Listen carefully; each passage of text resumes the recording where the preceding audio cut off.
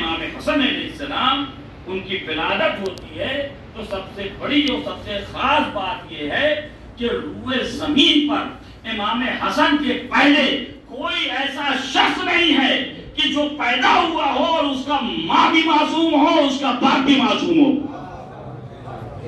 آدم سے لے کے خاتم تک چلے آئیے، پہلی شخصیت امام حسن کی ہے کہ جن کی ماں معصومہ اور باپ معصوم۔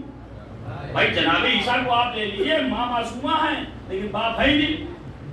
جناب اسماعیل، جناب اسحاق کو لے لیجئے، باپ معصوم ہے لیکن ماں معصومہ نہیں ہے۔ کسی کو لے لیں آپ، پہلی شخصیت امام حسن کی ہے جو دونوں طرف سے عصمت کے اوپر فائز ہیں۔ صلوات پر محمد والے محمد۔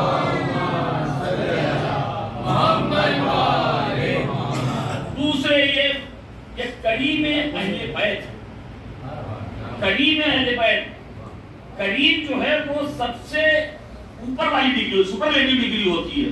سخی اس سے نیچے، سخی وہ ہوتا ہے جو خود بھی کھائے اور دوسرے کو بھی کھلائے۔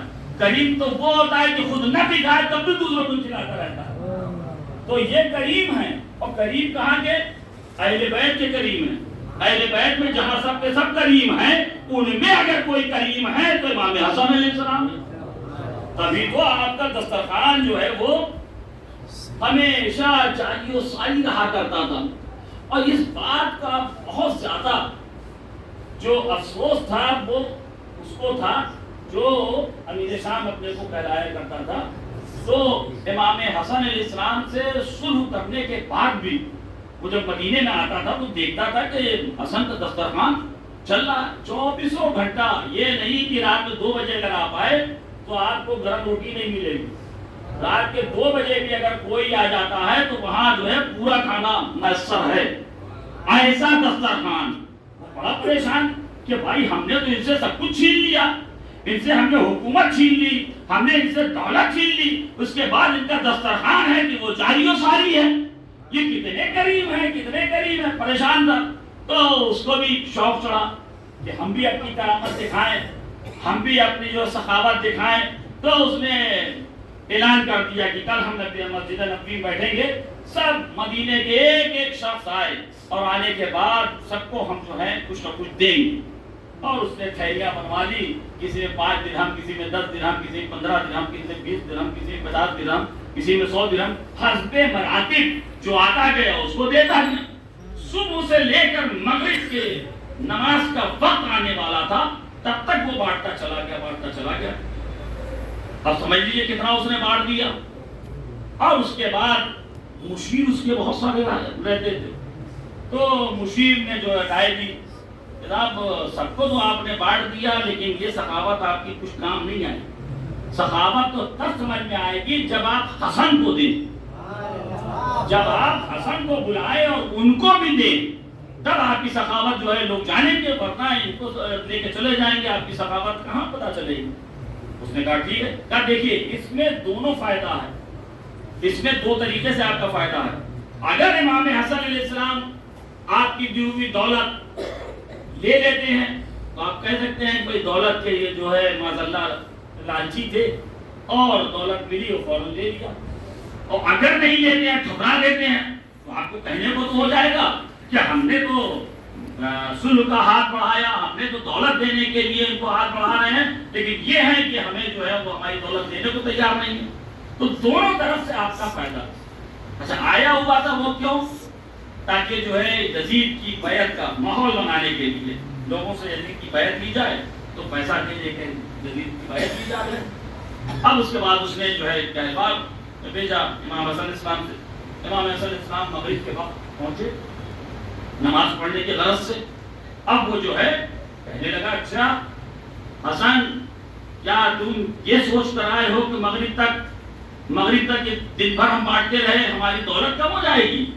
ہماری دولت کم نہیں ہونے والی ہے، ہماری دولت بہت، ہمارے پاس دولت ہے، جتنا صبح سے لے کر شام تک ہم نے بانٹا ہے اکیلا تمہیں اتنا دیں گے، اتنی ہمارے پاس دولت ہے۔ امام حسن چپ ہے، کوئی بات نہیں، تو جو بول رہا ہے بولنے تو۔ امام جو ہے وہ سب سے منہ تھوڑی لگتے تھے وہ تو۔ اب اس کے بعد اس نے جو ہے دولت جمع کی، صبح سے شام تک جتنی دولت بانٹی گئی ہے اتنی دولت صرف حسن کو دینا تھا، وہ لا کے رکھ دی گئی اور خان میں سجا کے رکھ دیا گیا، اور اس کے بعد خان کو ڈال دیا گیا، اور دولت کا انبار لگا ہوا ہے، ہیرے جواہرات بھی ہیں اور درہم و دینار بھی ہے، سب کچھ ہے۔ اب جو دولت مند ہوتا ہے وہ یہ چاہتا ہے کہ ہماری دولت دوسروں کے اوپر ظاہر بھی ہو، دوسرے ہماری دولت دیکھ دیکھ کے مروب بھی ہوں۔ تو وہ ایسے ہی امام حسن سے بھی چاہتا تھا، جب دولت آگے رکھ دی گئی بار بار اسے دیکھ رہا، وہ چاہتا ہے کہ امام حسن بھی اس دولت کی طرف دیکھیں۔ امام حسن اس دنیاوی دولت کی طرف کیا دیکھیں؟ جو سردار جوانان جنت ہو وہ دنیاوی دولت کی طرف کیا دیکھے گا؟ امام حسن جو ہے اس طرف رجوع بھی نہیں ہو رہے ہیں، لیکن یہ جو ہے دولت دکھانا چاہ رہا ہے۔ آخر میں اس نے اس سے رہا نہیں گیا، اور اس کے بعد کہنے لگا کہ حسن یہ دولت اتنی دولت ہے کہ اس میں کشتے بیٹھ کر کھائیں، اور یہ پوری دولت ہندا کا بیٹا حسن کو دیتا ہے۔ یہ جو ہے اس نے جملہ لی، جیسے ہندا کا نام لیا اہل بیت کی کوئی بھی فرد ہو، ہندا کا نام آتا ہی ساتھ چاہے وہ رسول خدا کیوں نہ ہو ان کے ماتھے پہ شکن آ جایا کرتا، کیونکہ آپ کے جو ہے چچا کا جو ہے اس نے جو ہے نجات چبایا تھا۔ تو امام حسن علیہ السلام کے ماتھے پہ شکن آ گیا، ہندا کا نام لیتے ہی تھا۔ اوپر والا دیکھیں عزت جو ہے وہ تو اوپر والا دینے والا ہے۔ عزت کو کسی عوام اگر یہ سمجھیں یا کسی دور میں بھی کوئی یہ سمجھے کہ ہم جو ہے بہت بڑے اس پر فائد ہیں، ہم جس کو چاہیں گے عزت دے دیں گے، جس کو چاہیں گے بے عزتی کر دیں گے، ایسا کچھ نہیں ہوتا۔ عزت جو ہے وہ خدا کے ہاتھ میں، کچھ چیزیں ایسی ہوتی ہیں خدا نے اپنے پاس ہی رکھ لیا ہے، اس میں دوسرے کا دخل نہیں ہے۔ اس میں سے عزت بھی ایک ہے، وہ خدا کے ہاتھ میں، عزت دینا خدا کے ہاتھ میں، ذلت دینا خدا کے ہاتھ میں۔ یہ بندے کی کم علمی ہے جو سمجھتا ہے کہ ہم نے ان کو عزت دے دیا، ہم نے ان کو ذلت کر دی ان کی، یہ سب کچھ نہیں ہے۔ اگر وہ بائی چانس اپنے اعتبار سے وہ ذلت کسی کو دینا چاہتا بھی ہے تو وہاں پر وہ لکھ دیا جاتا ہے، اسی اعتبار سے اس کو چوراہے پر ذلت اٹھانی پڑتی ہے، یہ خدا کا لکھ دیا جاتا۔ خدا یہ آپ کہیں اس سے دعا کریں بد دعا کریں تب ذلت دے، ایسا نہیں ہے، وہ وہاں آٹومیٹک جو ہے وہ فیڈ ہو جاتا ہے، بائی ڈیفالٹ ہے وہ آٹومیٹک اس کے اندر فیڈ ہو جاتا ہے کمپیوٹر میں، اور جہاں موقع آیا تب سے جو اس کو ملتی ہے۔ تو یہ جو ہے وہ تو اب یہ سمجھ رہا تھا کہ جو ہے امام حسن علیہ السلام کو ہم معاذ اللہ ان کی ذلت کریں گے اپنی دولت کے بل پر، اور امام حسن علیہ السلام نے نہ تو لینے کا جو اقرار کیا، نہ انکار کیا کہ ہم نہیں لیں گے۔ اتنے میں ایک شخص آگے بڑھ جاتا ہے اور بڑھ کے امام حسن علیہ السلام کا کہتا مولا ہم نے ایک منت مانی تھی کہ جب ہماری وہ منت پوری ہو جائے گی تو ہم آپ کو نالین پہنائیں گے اپنے ہاتھ سے بنائی ہوئی۔ امام حسن علیہ السلام نے کہا ٹھیک ہے بھائی تمہاری بات ہے تو پہنا دو، رکھ دو بھائی ہم پہن لیں گے۔ اس نے کہا نہیں تھا، ہماری یہ بھی اس کے اندر منت تھی کہ اپنے ہاتھوں سے آپ کے پاؤں میں وہ نالین پہنائیں گے۔ اتنا کہنا تھا کہ امام حسن نے اپنا پاؤں بڑھا دیا، اس نے نالین جو ہے امام حسن کے پاؤں میں پہنا دی۔ ادھر نالین کا پہنایا تھا، ادھر حسن نے کہا یہ دولت تو سب لے گا، یہ دولت لے گا۔ بس ایک بار دولت دینے کے بعد امام حسن علیہ السلام امیر شام کی طرف مخاطب ہوتے ہیں کہ جتنی دولت ہندا کا بیٹا دیتا ہے اتنی دولت زہرا کا بیٹا ایک جوتی پہنانے والے کو دے دیا کرتا ہے۔ محمد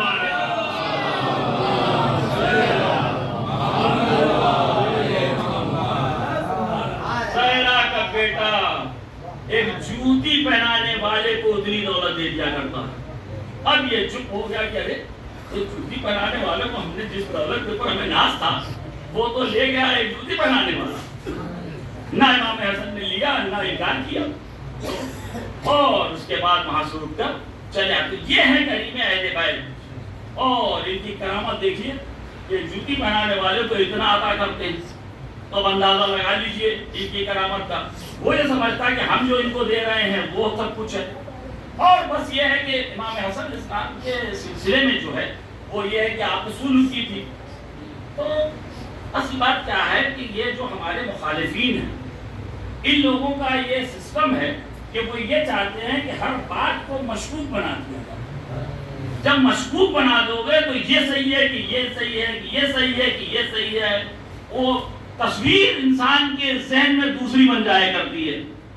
جیسے اس کے پہلے ہم نے آپ لوگ وہ بتایا کہ وہ جو ہے کلا سالکم علیہ اجرن الا المودۃ فی القربى کی جب آیت آئی تو اس کو مشکوک بنا دیا. مشکوک اس طریقے سے بنا دیا، کہا کہ نہیں بھائی یہ مدنی ہے کہ مکی ہے، یہ مکی ہے کہ مدنی ہے.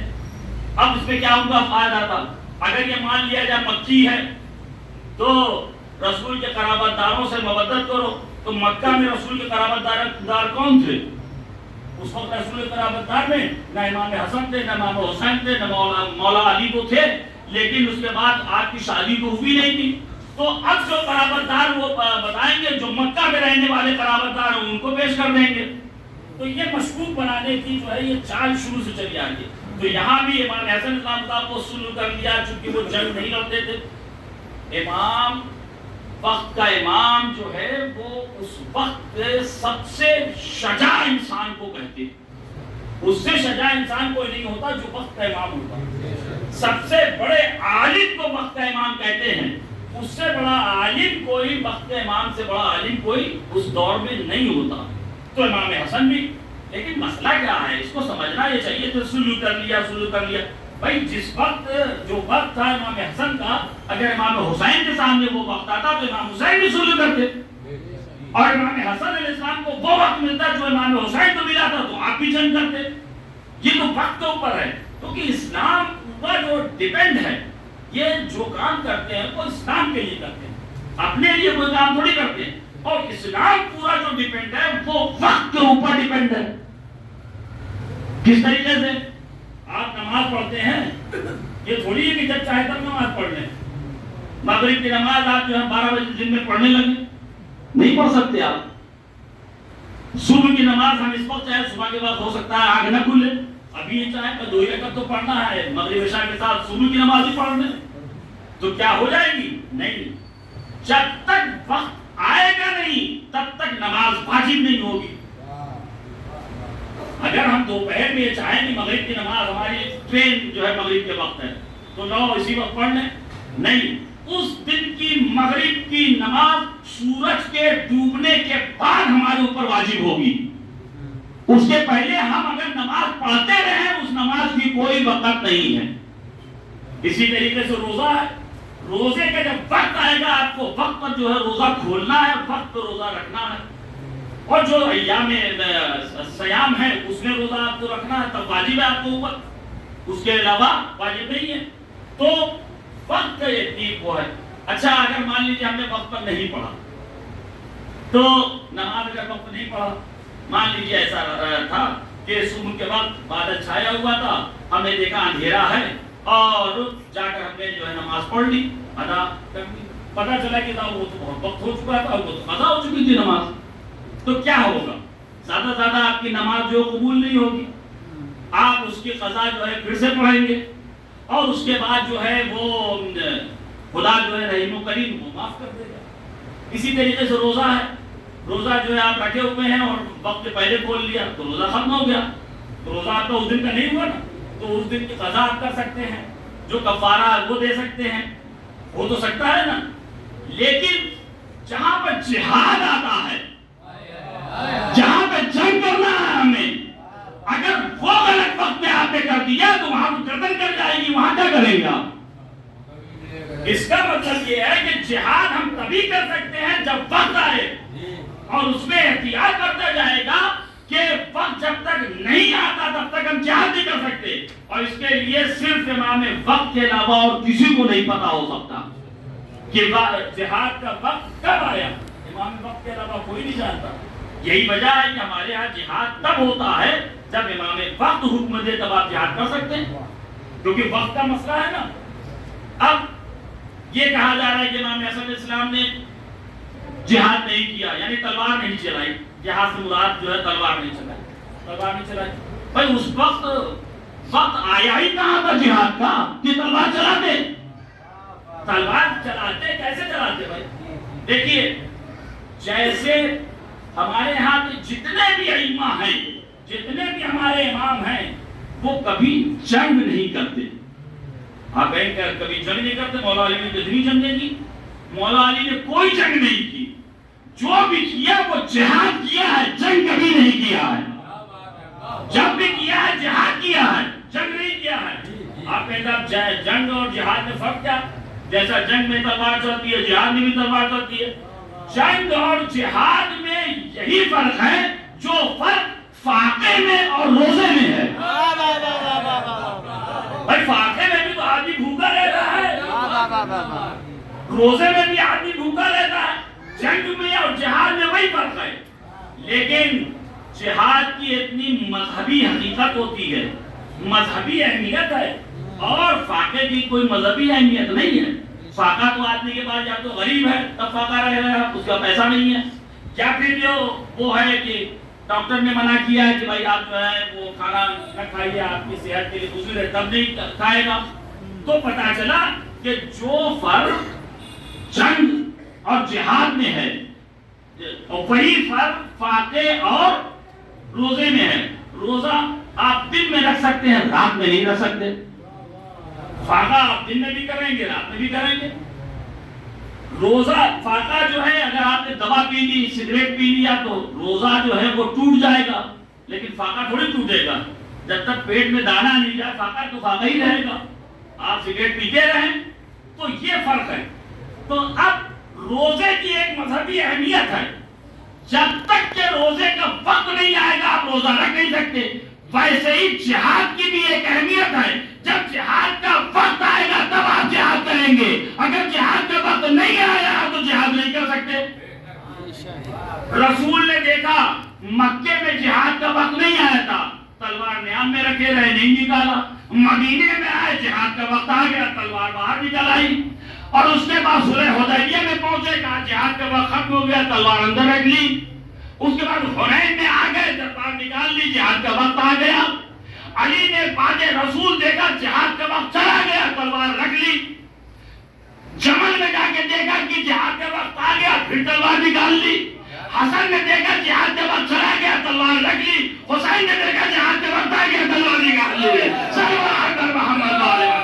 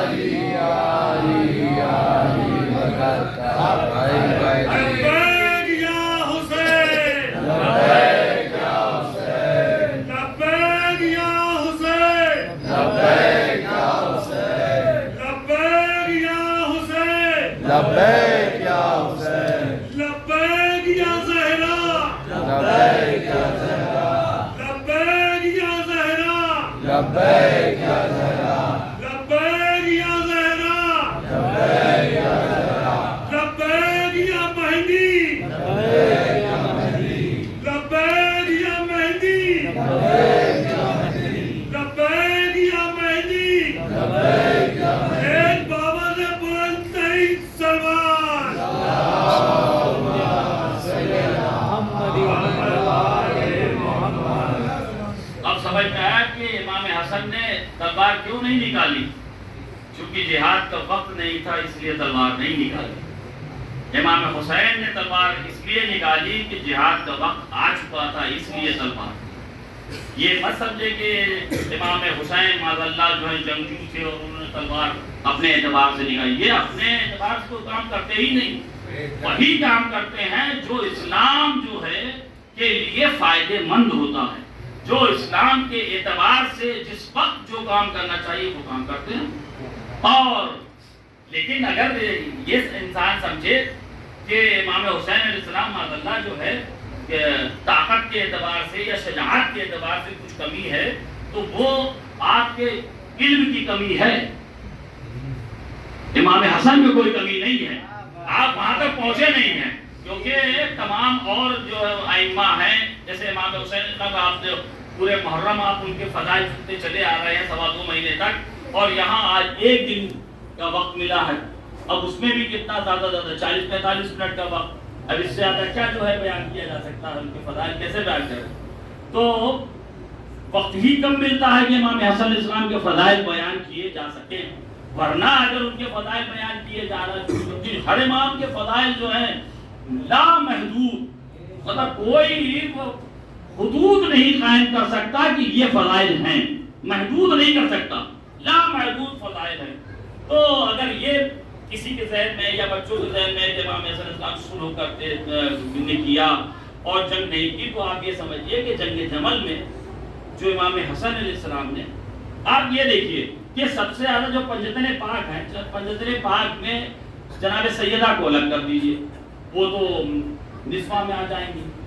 4 مرد ہیں، 4 مرد میں مولا علی اور امام حسین علیہ السلام کا جہاد لوگوں نے اچھی طریقے سے دیکھ لیا، تو ان کے اس میں کوئی بات ہی نہیں ہے۔ صرف 2 بچتے ہیں کہ رسول خدا نے رحمت اللہ عالمین ہونے کی وجہ سے تلوار نہیں اٹھائی، اور امام حسن کو موقع نہیں ملا تلوار، لیکن جہاں موقع ملا وہاں کو آپ نے دکھائی۔ تو ان 2 شخصیتوں کے اوپر آدمی کا جو ہے وہ دھیان مرکوز ہوتا ہے۔ تو 2 شخصیتوں کو ایک واقعے میں آپ کو بتا دیں کہ ان کی بہادری مولا علی کے زمانے آپ کو بتا دیں کتنے بہادر یہ دونوں لوگ تھے۔ جنگ جمل میں یہ آ گئی تھی محترمہ، اور انہی کی قیادت میں پوری فوج تھی۔ اچھا، ہر فوج میں یہ ہوتا ہے کہ ایک علم ہوتا ہے، نشان ہوتا ہے، جب تک وہ علم بلند ہے تب تک وہ جو ہے فتح یاب ہے۔ علم کو سرنگوں کر دیا گیا تو اس کی شکست ہو گئی۔ تو اب ان کے فوج میں تو کوئی علم تھا نہیں، تو ان کے ہاں کا جو نشان تھا وہ یہ تھا کہ جمل کے اوپر ایک ہماری رکھی ہوئی تھی، اس میں ایک محترمہ بیٹھی تھی، وہی ہماری جو ہے ان کی فتح کا جو ہے وہ نشان تھا۔ جب تک وہ ہماری برقرار ہے تب تک یہ فتح یاب ہے، اگر وہ ہماری گر جاتی ہے تو یہ شکست حاصل ہو جائے گی، اور وہ ہماری آگے نہیں ہے۔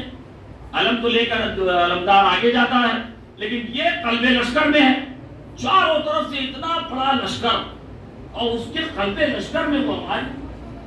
اب ادھر جو ہے جناب حنفیہ کے محمد حنفیہ کے ہاتھ میں علم، اور آپ کو جو علم بردار بنا کے مولا علی جو ہے بھیج رہے ہیں۔ آپ اندازہ دیکھیے اپنے بیٹے کو جناب حنفیہ کو جو ہے بنا کر بھیج رہے ہیں، اور صرف ایسے نہیں بھیج رہے ہیں، بھیجنے کے پہلے آپ نے ایک خطبہ دے رہے ہیں۔ وہ خطبہ آج بھی نہج البلاغہ میں محفوظ ہے۔